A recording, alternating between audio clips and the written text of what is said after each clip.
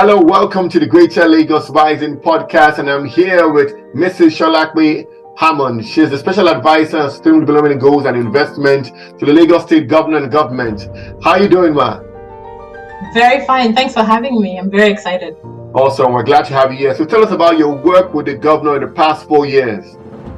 So I run the Lagos State Investment Promotion Agency, known as the Office of SDG and Investment. And our task is to make sure that we attract investment, we promote the state brand, we make it easy for businesses that are here and investors that are coming to do business here. We facilitate trade, working with the various chambers of commerce and the embassies and consulates that are here in Lagos. And finally, we mainstream the SDGs, which is relatively new. Mr. Governor Sanwo-Olu introduced that because he wanted us to not only seek out investments, but to seek out the investments that would ensure that we deliver on the sustainable development goals. So it's also our job to make sure that we mainstream this and seek investments in that fashion. Fantastic. So what makes Lagos such an attractive investment destination? So Lagos, of course, is the former capital. It's the commercial, industrial, financial, digital, cultural, and now entertainment hub of not just West Africa, but indeed Africa. We're now the #1 startup ecosystem in Africa, and we've moved up 41 places in the global ranking. So we're getting a lot of attention.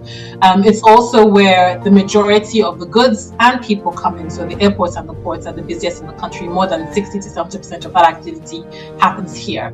So when you have a combination of great people, fantastic talent, the capital that's required, the logistics base, and the commercial interest, then of course magic happens. But I think all that is put together and glued invisibly by the government. There's a lot of support for facilitating investments here in Lagos, and I dare say that's a very big part of it. For example, the fiscal prudency and discipline of the government really matters, especially to foreign investors. And we've seen what the creative financing, the financial prudence of Lagos State has done in 2021 and in 2022, two international rating agencies, Fitch and GCR, both upgraded Lagos from AA positive to AAA. That's the only AAA rated sub-sovereign or the only AAA state in Nigeria, and the only African entity that actually received an upgrade. Most others were downgraded, given we've had a not so great environment over the last 2 years economically.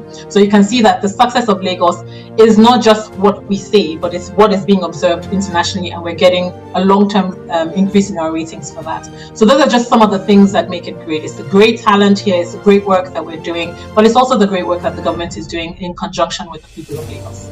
Fantastic. Great people and great leadership, a great governor is ahead of things. So let's talk about ease of doing business.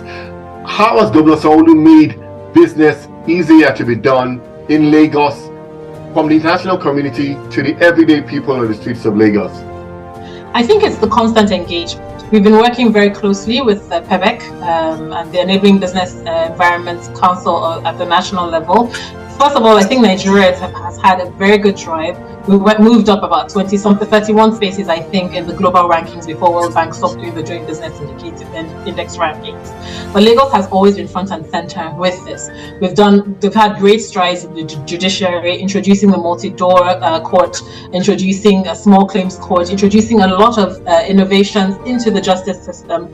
More recently, during the Embassy Summit, the Ministry of Justice also worked together with the legal luminaries to bring in something around helping the civil cases and civil court operate a little bit more like criminal court, where cases tend to move faster. So there's a lot of innovation in that space. There's also a lot of automation. Lagos has also been one of those frontline states in adopting automation for taxes, for payments, for services, for our procurement system, and increasingly now for our EGIS, which we're looking very much forward to launching. We've been on that journey for quite a while, so we're very excited about it. So making doing business with the state much easier. But then there's also the openness to collaboration. So there are a lot of incentives that are offered, from land and equity participations to an increased amount and unprecedented amount of PPP work actually being done, and other investment facilitations that we do working directly with the private sector.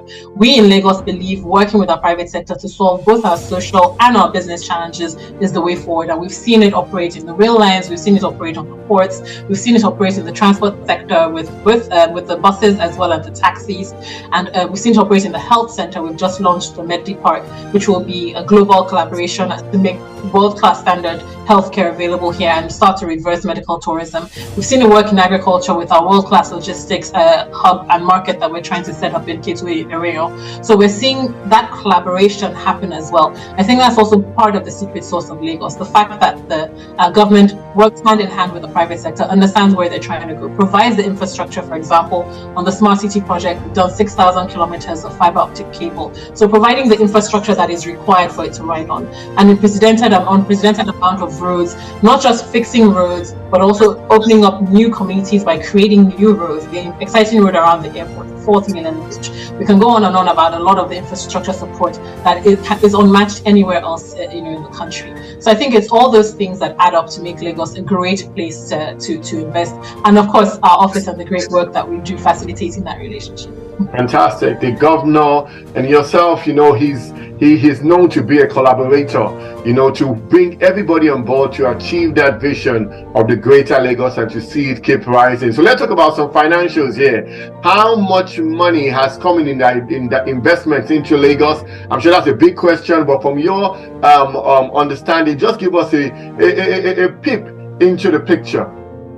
So that's a very big question. I mean, Lagos is huge. As I've mentioned, the quantum of economic activity and commercial activity that happens here just makes it very difficult to stay on top of those numbers. But I can give you a few. So we can talk about FDI. Over the last 5 years, Lagos has consistently retained or brought in between 79 and 85% of the foreign direct investment that's coming into the country, and that's huge. There is a slight, of course, head office effect. Quite a few of the banks have their head offices here. A lot of companies have their head offices here, but without a doubt, a significant chunk of that is coming directly into Lagos. Of course, there's also a lot of investment from the domestic sector. I know so many companies, including startups, that start in other parts of the country, and then everyone realizes, look, we've got to be here in Lagos. This is where the action is.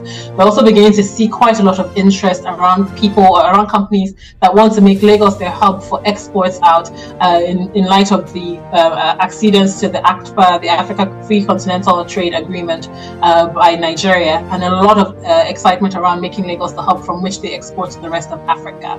But then Lagos, one of the things I'll also see, and why I can give it quite a bit of credit to the government, is we've also made some intentional and catalytic investments. So I talked about the fiber network. What that is doing is then attracting an ecosystem of technology players, data center, security, SOC establishers, the Google fiber that has landed here, just increasing the capacity. And what that then does is it brings the ecosystem, it brings the startups, it brings the OEMs, it brings all the other people. We've seen a significant amount of that incursion over the last 4 years, an increased amount. And then, of course, I talked about the transfer. The port has attracted, the port in itself has attracted over $1 billion. It's a public-private sector partnership supported by the federal government. But even the free zone that's then attached to the port has attracted more than more than $2 billion in terms of the businesses that have come in there to establish, and we're seeing very much more. It's a 16,000 hectare zone, and we're not even halfway through the work, so you can imagine how much else will come in. And now we've received approval from the federal government to put in place an airport and as well start to develop the Badagry port, so you can see that there's a lot more interest coming in. And then we talked about the buses and the cars, those taxis, the lag ride taxis that have stolen the heart of a lot of Lagosians are actually the tip of the spear, bringing in the car assembly plant that will then be assembling those cars locally. So there's a lot that we do that are then catalytic and then bring in the rest of the ecosystem, and that's why we can also see a ramp up in the amount of investments in the state. Wow, so many investments, such great leadership, such great vision to make Lagos great. And we really appreciate Governor Babachide Sanwo-Olu's visionary leadership to ensure this happens.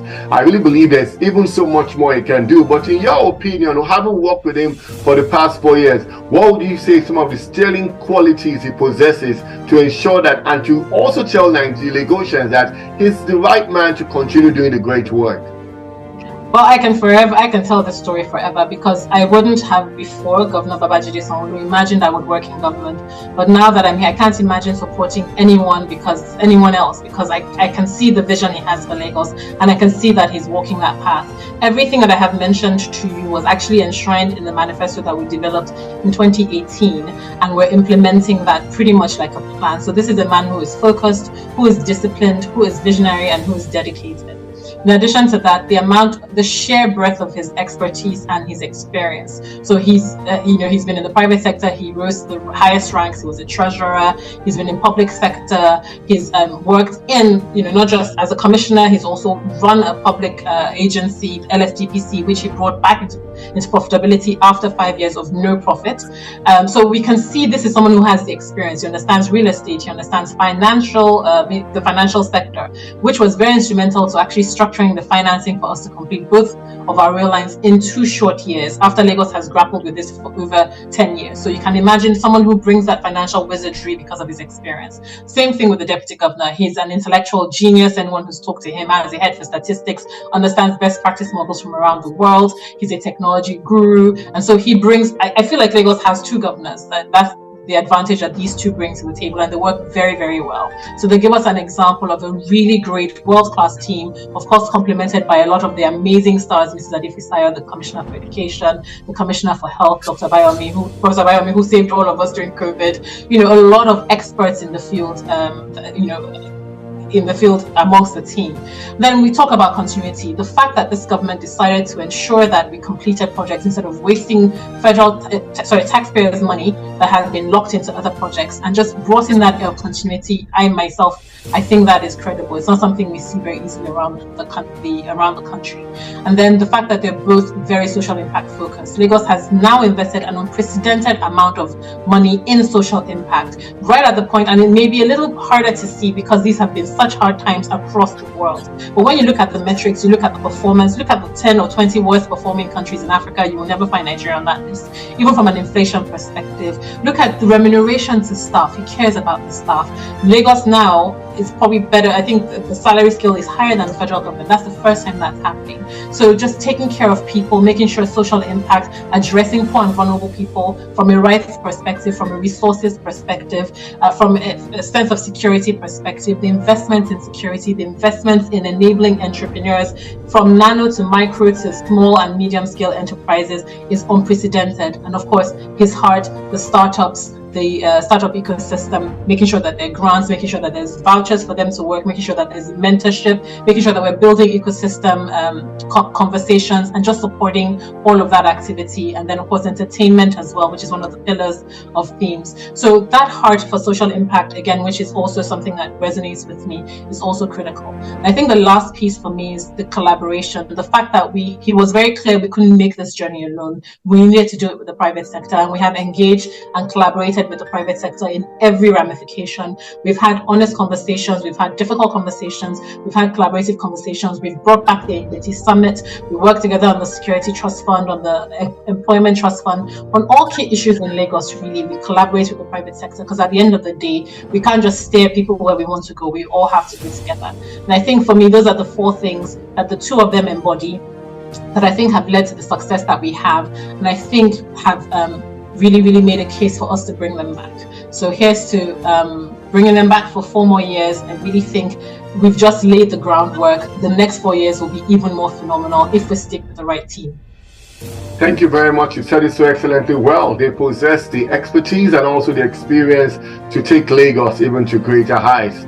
So thanks a lot once again for being on the Greater Lagos Rising podcast, Mrs. Sholape Hammond Special Adviser on Sustainable Development Goals and Investment in the Lagos State Government. You guys know what to do. Vote Babajide Sanwo-Olu and Dr. Bafemi Hamzat and Governor, Deputy Governor this coming election and every APC candidate. Cheers and keep riding. Bye.